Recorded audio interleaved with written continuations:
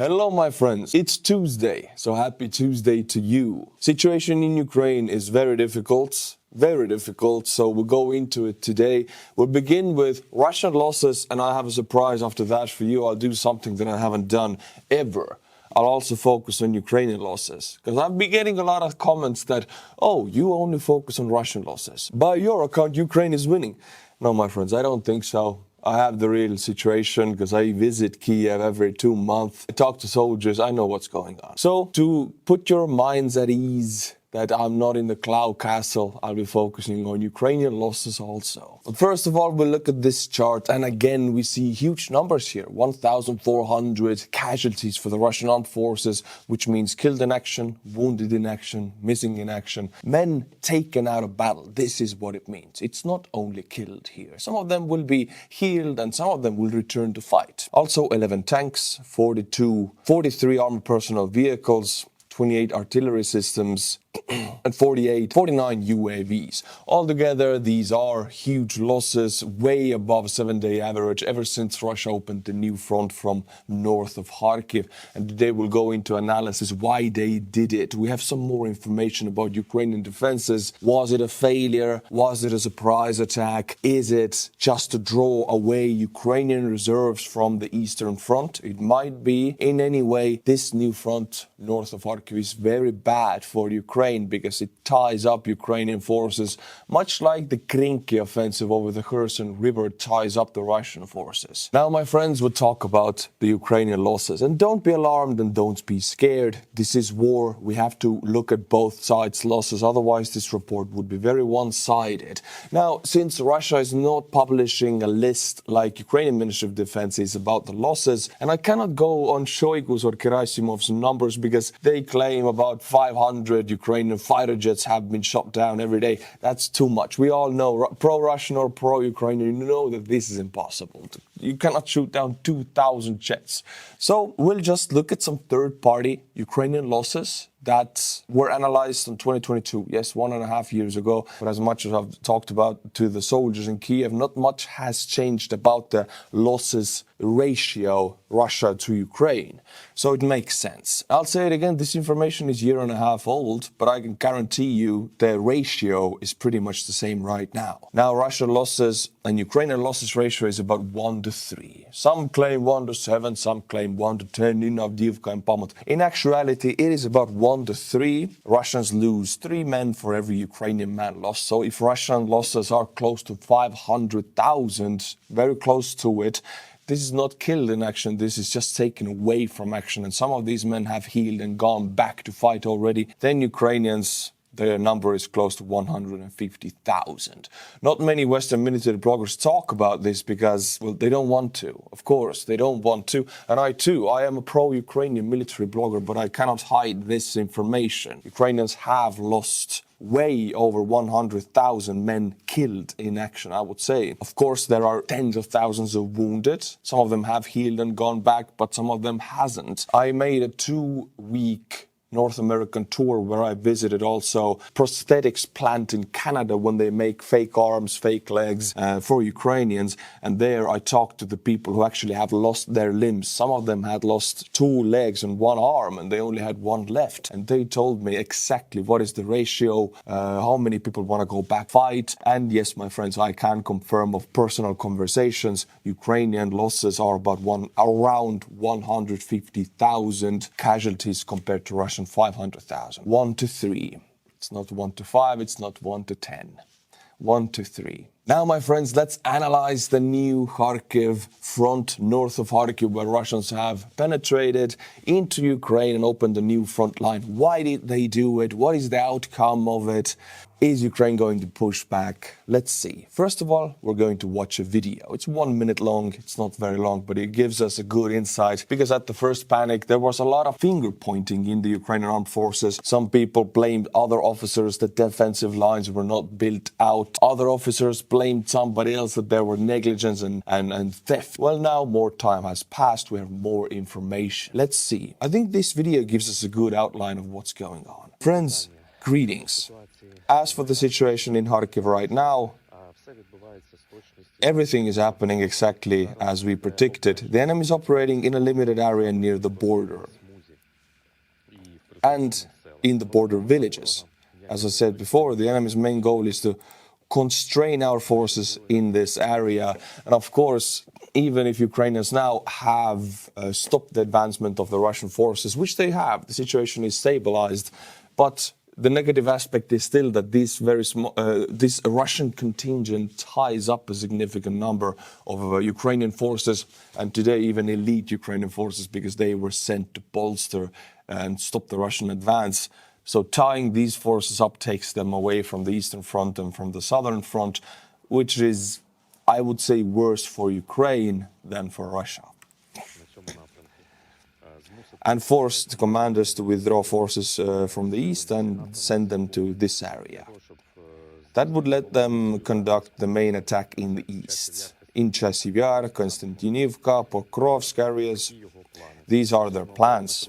I wanted to say a few words about the defensive lines. There are a lot of manipulations on this topic. And yes, when the new front happened, the finger pointing was insane. Why were the Russians able to just cross the Ukrainian border with impunity? What happened? Well, my friends, now I can confirm it wasn't with impunity. We have some videos of Ukrainian border guards actually in huge numerical disadvantages, still fighting back like hell. But in the end, they have to pull back. Ukrainians, now we have information they had been preparing for it. I'll bring you a trench line analysis, defensive line analysis from the Kharkiv Oblast. And it is true that the defenses were not built out exactly on the border then. They were built out about 10 kilometers in depth, because it actually makes sense that you cannot build out defensive front lines in wartime directly under the enemy's nose, because your builders, let's put it so robustly, your building crews would be bombarded. That's how it is. You've got to build them outside of the artillery fire. There has been a controversy surrounding the situation in the northern area of Kharkiv Oblast, invaded on May 10th. One of the primary points of the contention has been the alleged absence of fortification. But is it so?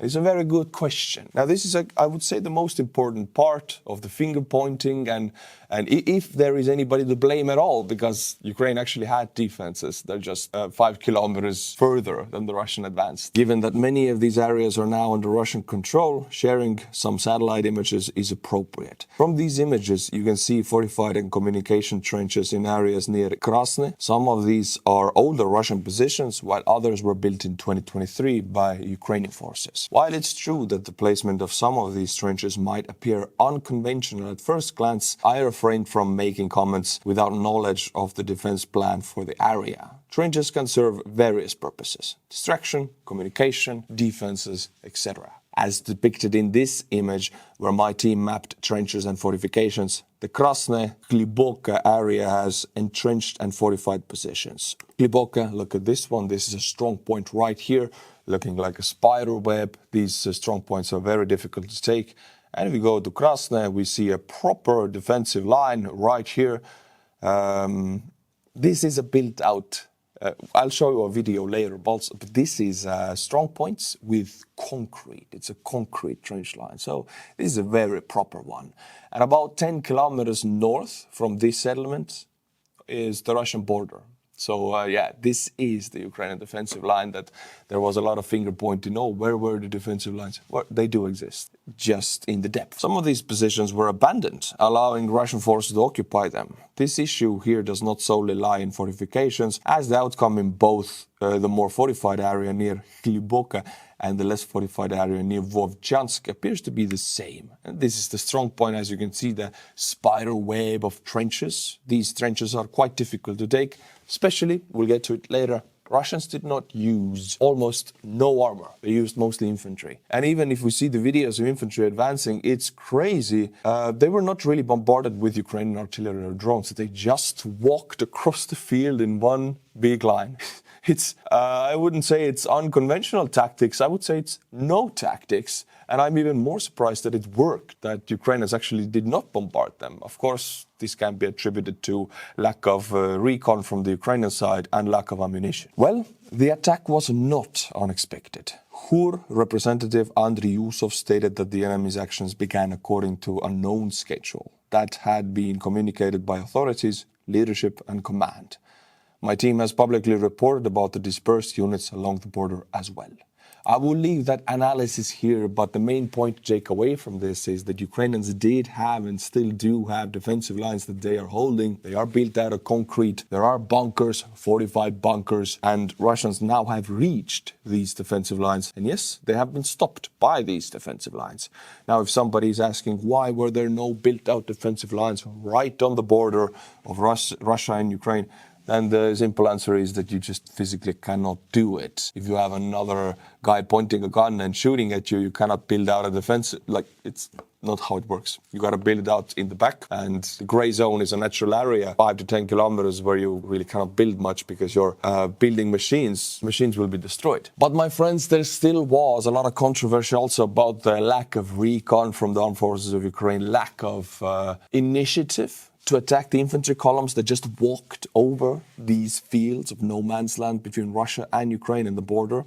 And therefore, the commander of the grouping of armed forces of Kharkiv was changed. Ukrainian commander. Against the background of the offensive of Russian troops in the north of Kharkiv region, the commander of the operational grouping of troops Kharkiv was replaced. Brigadier General Mikhailo Trapati was appointed instead of Yuri Galushkin. Trapati was deputy chief of the general staff and former commander of the operational grouping of the troops Kherson. So this is a very successful Ukrainian front, Kherson, and very successful counterattack. So now grouping Kharkiv troops are led by a veteran commander. But now, my friends, I already mentioned one reason why Russians might have opened this new front line, because obviously with the 50,000 troops they have stationed in that frontal area, there is no hope in even taking Kharkiv, in no way in hell. But why then open a new front there? Well, one of my guesses would be to tie up a significant portion of Ukrainian reserves,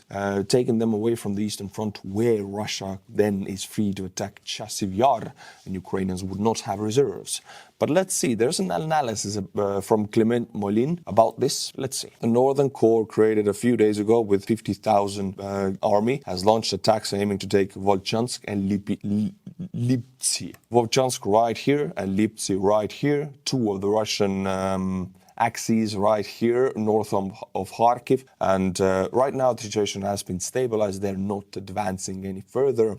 And as you can see, there are strong stationary defensive lines built out in the very depth of the Ukrainian defense, but not at the very right at the border. Now, why did the Russians do this? Hypothesis 1. False attack north of Kharkiv, real attack between Kupiansk and Shoigu, enlarge the front and take Kupiansk from north, then secure all Siversky Donetsk banks. Hypothesis 1. Hypothesis 2. Secure 10-kilometer buffer zone and dig positions. Then wait to keep Ukrainian units busy here, putting Kharkiv back under Grad fire. And if this would be the new Grinki, Ukrainians are doing this very hypothesis too in Grinki. They have about 1 square kilometers over the Dnipro River, the bridgehead, which Russians have not been able to push back. Of course, Ukrainians are not able to advance since Russians have numerical and firepower superiority in the area. Still, they're tying up great amount of Russian forces in the area. Well, the same thing can be happening here. Ukrainian reserves being tied up because they have to guard this, let's say, salient or bridgehead here now. And hypothesis number 3, do both. Secure northern Kharkiv Oblast to force Ukrainian forces to deploy brigades here, threatening Kharkiv, Chuhuyev, and Kupiansk. It's probably the mixture of these hypotheses, and Russia is usually also, the army is like, oh, let's make it up where we go. So whatever comes out of this situation, they will roll with it. If Ukrainians cannot push back this salient within 1 to 2 weeks successfully, this will become a huge, major headache for the Ukrainian armed forces, tying up their very valuable and deficit troops. Now, my friends, Shoigu, the Russian defense minister, was relieved from his position. Many people were expecting him to fall out of the window with bullet wounds in the back of the head and the suicide letter written in somebody else's handwriting. But no, this is not going to happen. We cannot forget that Shoigu and Putin are personal friends. Not only allies, but personal friends. They go hunting. They do a lot of stuff together. They steal people's money together. So I will give you a short analysis of what will happen to Shoigu, who is the new defensive minister, and what's the outcome for the Russian Ministry of Defense with the change. I cannot really call it a purge, but it's a little bit of a purge. Shoigu is out as a defense minister. Moving into head of Security Council, Andrei Belousov, an economist, is taking over. So Shoigu served 0 days in the armed forces of Russia, didn't go through conscription, has no experience in the army, and he was a personal friend and loyalist of Putin, and he was appointed as defense minister. Now he is exchanged out for Andrei Belousov, a man who has served 0 days in the armed forces of Russia, has no military experience, and is an economist. So Putin, this shows really that Putin truly values loyalty over competence. Don't need to be a military man to lead the armed forces of Russia. First, Shoigu is moving into a respectable and powerful position because he is loyal and he and Putin are friends. It's a signal that Putin listens to the chatter and understands that Shoigu needed to leave the Ministry of Defense, where he was just tolerated by his ministry and other agencies. Belousov has no military experience at all or background in the military. He's an economist. This will raise questions with the military, who will fear a repeat of Serdyukov. So I anticipate some uniformed officer favorites appointed to leadership positions to balance this. Normally, I'd say that Gerasimov will be replaced soon, but he is the overall commander of the war. I still think that he will be replaced, which is typical. Peskov said that he will stay. No decisions to change have been made yet. Is Belousov a multi-year defense minister? My gut reaction that I will keep updating, I would say no. This looks like a move shorter in duration that will be followed by house cleaning or a purge of deputy defense ministers, some organizational changes and auditing. I will leave that thread here, but we now know that Shoigu will not fall out of the window. He got another powerful, respectable position and he still remains Putin's friend and ally. And the new defense minister of Russia, main point to take out is that he has no experience with the army whatsoever. He's an economist. He's a civilian. He will not be welcomed by the Russian soldiers. He will not be accepted by the officers because he's not one of them. He's not like Surovikin, for example, who is down on the field. But since he is the economist and every war is a war of economy and war of attrition, he might do something about the allocating of funds and the number of or percentage of theft in the Russian army. He will definitely not change it. Russian officers will always steal, but perhaps he can lessen the percentage stolen, because right now it is as high as it can be. My friends, Russia is recruiting citizens from at least 21 countries. This comes from 21 different nationalities being confirmed fighting under the Russian armed forces as mercenaries. Recruiters succeeded in sending Hindus to the front by deception. News about the involvement of foreigners in the Russian army also concerned Cuba, African countries and Serbia. The Russian authorities use a database of personal data to search for potential mercenaries. It was created on the basis of online resources for free consultation of labor migrants in Russia. Well, my friends, most of the world lives even poorer than Russia. Remember, Russia is not a first world country. It's a poor country. If you take an individual's life in Russia, the average individual, it's not doing that good. But still, if you look at the sheer statistics of the world's billions of people, 1/3 of the world lives even worse. And Russia then has something to offer to these people, and there's so many of them. They have the oil money. They can offer $2,000 per month, and this means a lot to people, for example, in the Central African republics, from Iran or from some Hindus from the poorer areas. This could save their family from starvation, for example. So they go to fight. So unfortunately, Russia will not run out of manpower, not only from Russia, but also from all across the world. The global south, as they say. Unfortunately, money is a very strong motivator. And now, my friends, we'll look at a chart of heavy weapons from the European Union and NATO given to Ukraine, or promised or pledged to Ukraine. Czechia has provided Ukraine with almost 60% of its heavy weapons. Wow. And they're already in Ukraine. Norway has committed just over 50%, half of which is already destroying Russians. In total, NATO and the EU have provided Ukraine with 10% of howitzers, 6% of multiple launch rocket systems, and 5% of tanks, which is punitive. It's nothing and they're already wreaking so much havoc. If NATO and the EU had the same numbers as Czech Republic or Norway, the Russians would have lost long time ago. But apparently only dilettantes rule in other countries. Let's look at the chart also. And of course, applause to Czechia, Norway, and Denmark and Netherlands. These countries, the Nordics, Netherlands, not the Nordics, but the Nordic countries and Czechia, they have really carried out the support to Ukraine, and we Estonians even look up to them. And then I want to bring out my own country, Estonia. We have pledged 25%, so quarter of our entire stock of heavy weapons to Ukraine, and we're right next to Russia. We need every last of these weapons for our own defense. Still, we are very ready to provide them to Ukraine because we know what it is like to fight against Russia and what they do. And also here is France, Poland and Slovenia, and United Kingdom and Germany. I don't want to leave anybody out. All of these countries deserve an applause and credit. My friends, there was a missile attack to southern part of Crimea, and this attack is strange because the area, of course there were air defense complexes there making it the target, but what they were defending is not a military installation. Well, it could be, but it's a Russian satellite communication station. You see these white domes right here. There are radars and discs. There's huge discs underneath. And these are to communicate with Russian satellites. It's a SATCOM station on the southern tip of the Crimean Peninsula. Now, I'm not sure if Ukraine attacked these domes right here. I'm much more sure they attacked air defense complexes guarding this station. But they attacked with Storm Shadow or HIMARS. We don't really know because both now have a similar range. The new HIMARS with 300-kilometer range could also be used to attack. All we know is a lot of smoke and a lot of explosions were coming from this mountain,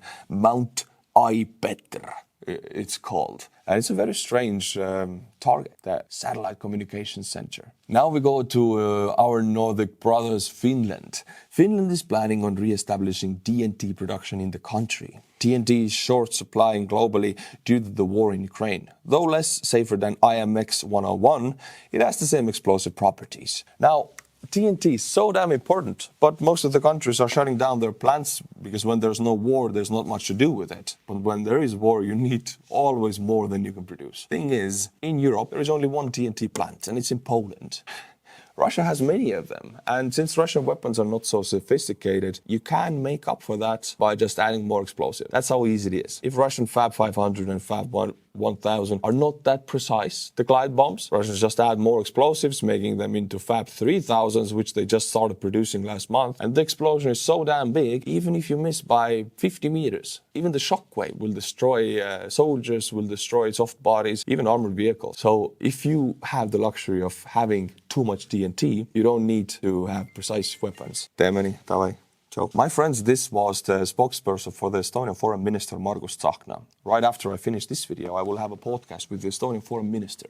He will come to the studio and we'll do a REHI podcast episode, which you will see every Monday, 12 a.m. Estonian time. So go to the link in the description below, subscribe to REHI Podcast and check out. Last time I spoke to the United States Ambassador George Kent, and then I spoke to the Chief of Staff of the Estonian Defensive League, Eero Rebo, Colonel Eero Rebo. So right now it's going to be the Foreign Minister. Go and check it out. And my friends, now talking about Finland, we even stay on the topic because I'm honored to bring you analysis from Joni Askola, the Finnish NAFO fella, who also just finished their fundraising campaign successfully, buying trucks for 69th Civil Brigade and then the Ukrainian units. So he's actually very actively helping Ukraine. So stop comparing the economic growth rate of Russia's war economy to that of peaceful nations that have not increased their public spending. And bear in mind that Ukraine's growth exceeds that of Russia. It is nonsensical to examine Russia's growth figures and compare them to the other nations.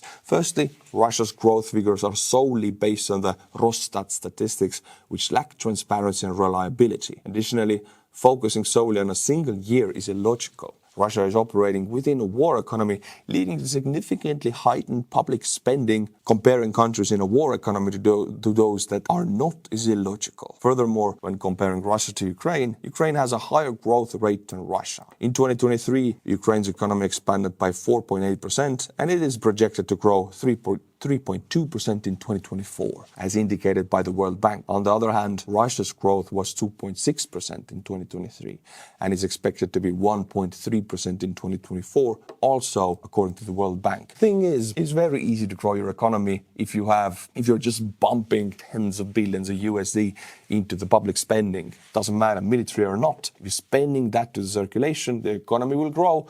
If you're not pumping that to the circulation, the economy will contract. That's how it is. The Russian economic growth is just because they're just puking money from the war chest. I mean, they have sold oil and gas to Europe for the last 20 years with huge proceeds. Putin has been putting all that into the war chest, not to building schools or roads in Russia, but just piling it up into a huge gold mountain, which is now throwing at the problem. Of course, the economy will be enlarged by the sheer amount of money being coughed at the problem. Yes, Russian economy is not shrinking, it is expanding, but it will stop expanding and will contract very fast as soon as the money runs out. Now, I want to say this to people who think I am again some kind of doom prophecy teller here. No, Russian economy is not facing collapse anytime soon, not in the future years. They are facing a slow decline due to sanctions, but not collapse. They will be fine. But living in Russia in 10 years will be very sad.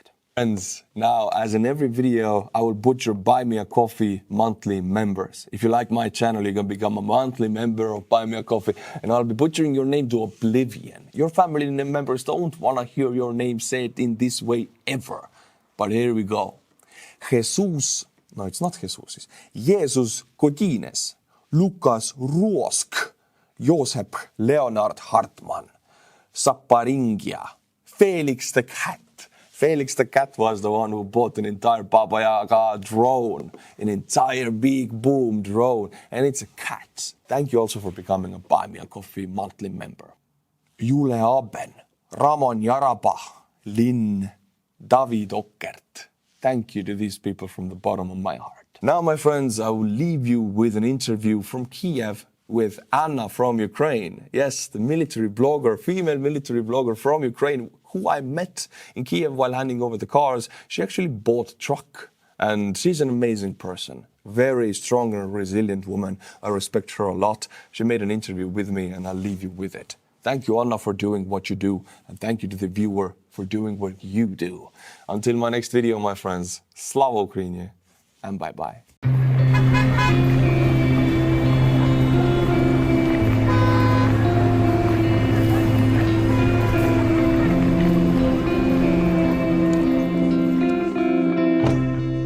Hello guys, my name is Anna and I'm from Ukraine, and today I am in Kyiv together with a NAFO convoy, 69 Sniffing Brigade, and all your support that made it possible. And we have brought a NAFO track and FPV drones for brave Ukrainian soldiers.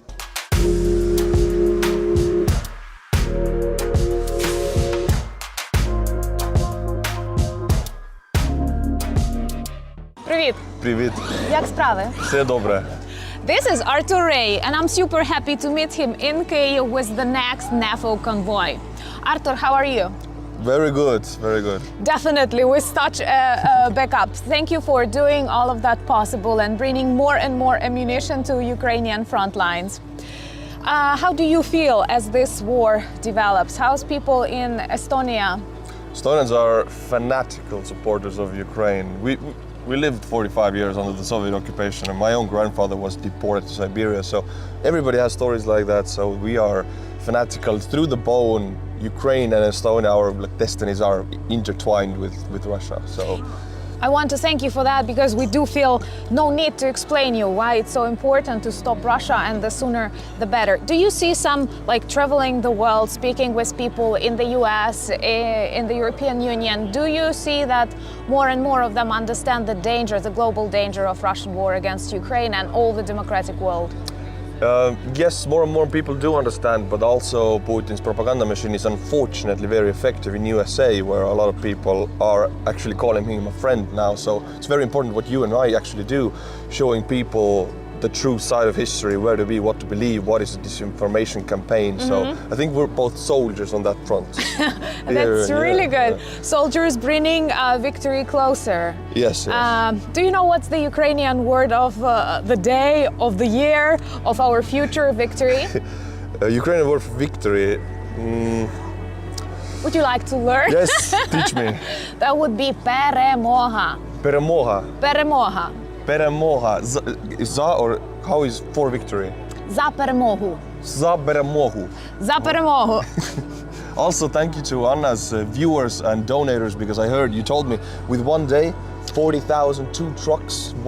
That what was the hell, previous campaign, and this campaign was also really quick, and we have a truck and we have a flock of beautiful drones, Angry Birds, and our community.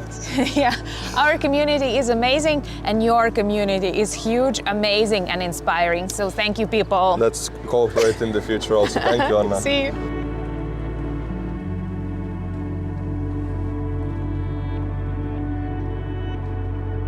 I dream the day when it is safe to travel to Ukraine comes soon. And you can come to Kyiv, the heart of brave Ukraine, the heart of brave Europe, the heart of brave world. Look at our skies. Look at this beauty behind me. It is not meant for Russian missiles, Shahed drones, or their evil tanks on our land. And all what we are doing, we are fighting for our land. We want our territories back, the ones that were fixed in all the international agreements in 1991. And to do that, we need your support. You know how much I love the community of our channel. You are friends, you are family. But on the days like these, I feel overwhelmed with all the emotions, with all the help that you give to my people, to my country, to our brave soldiers, making it possible, bringing our victory closer and protecting human lives.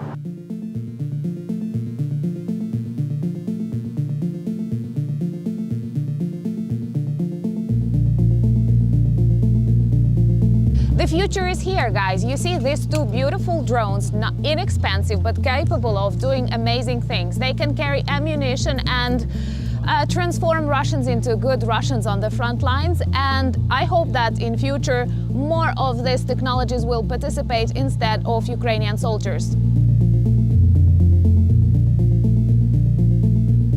I hope that war is impossible in the 21st century. Unfortunately, it is when Russia is your neighbor. But war of the 21st century is totally different from the Second or the First World War, because it is fought with innovative things like drones. And Ukrainian drones are a game changer.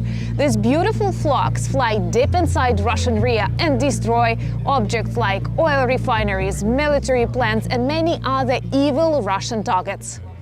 Guys, you know how grateful I am for all your help, for all the work of the NAFO community, and of course to Ukrainian armed forces. We are all super grateful to you guys.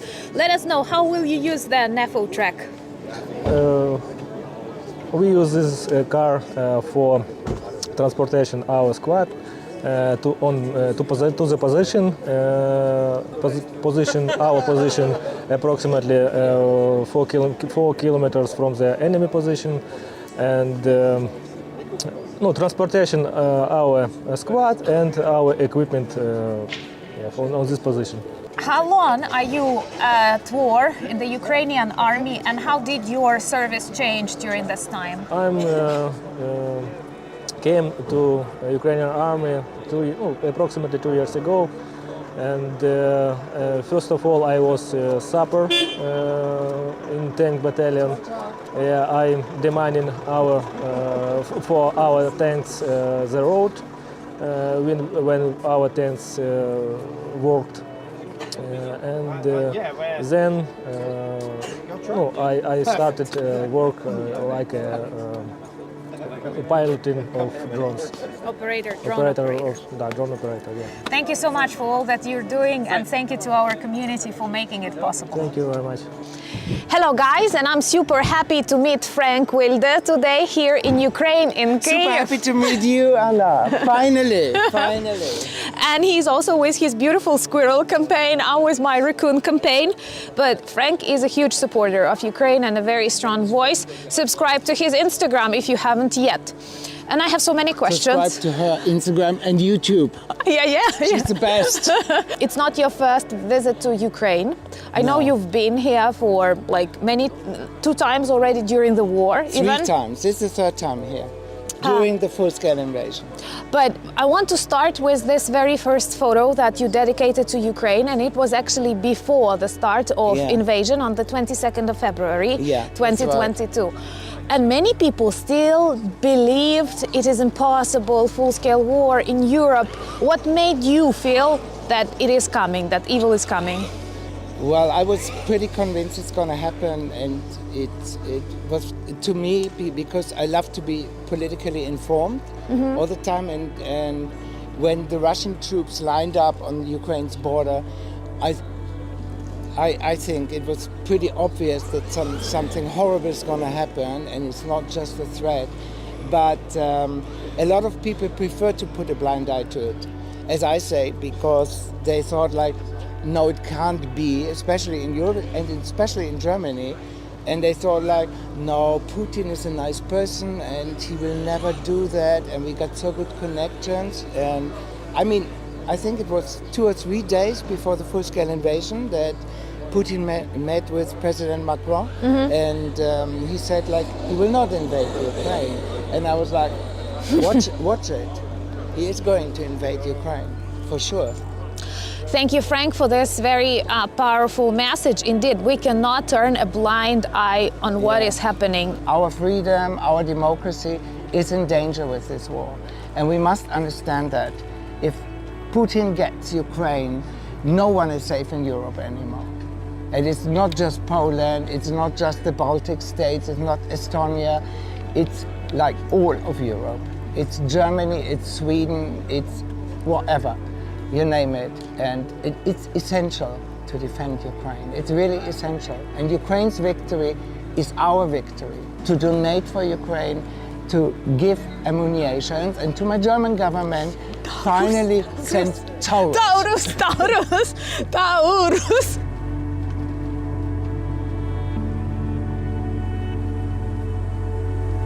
NAFO community is an amazing community, same as the channel of Artur, REHI, Frank Wilder on Instagram, and many more people who daily speak about Ukraine, support Ukraine on various rallies, conversations, who donate, and who simply care about the life of every Ukrainian person. You find a perfect example what beauty really means. You have the amazing landscapes, the mountains, and you have the belief of people that they stand for what they know is right, that they stand for their dignity to live the life they want to live. And I can totally relate to that. You know, Ukraine is about love, it's not about hate. And this is the huge difference, I must say, and I don't like to say that, but it's the huge difference between Russia and Ukraine. Russia destroys, kills, and makes life impossible. I mean, look at Mariupol, look at Bucha, look at all these cities that are like burned and bombed to the ground. And they dare to call this liberation. I mean, can you understand how cynical and bitter and twisted evil this is? Ukrainians are not aggressive. Ukrainians are not fighting a war against Russia. They're defending their country against Russian aggression. And this makes a huge difference. And it drives me up the wall when I hear somebody talking about the Ukraine crisis or Ukraine war. It's not a Ukraine war. It's Russia's war on Ukraine. War is not just about money or territories. It is a war for democracy, for freedom, for our right to live the way we want in the democratic world. And actions speak louder than words. And I'm very grateful to all the community of my channel, to NAFO community and beautiful people around the world who support Ukraine and help us fight this evil. Unfortunately, Russia threatens not just Ukraine, but many other countries who want to live in a free world and demonstrate their independence. They want to restore monstrous Soviet Union. They want to restrict many things that are vital for our life. That's why we stand firm and we stand united. Remember to join and subscribe to the channel if you're new. Thank you for helping all the initiatives become real, and Slava Ukraini!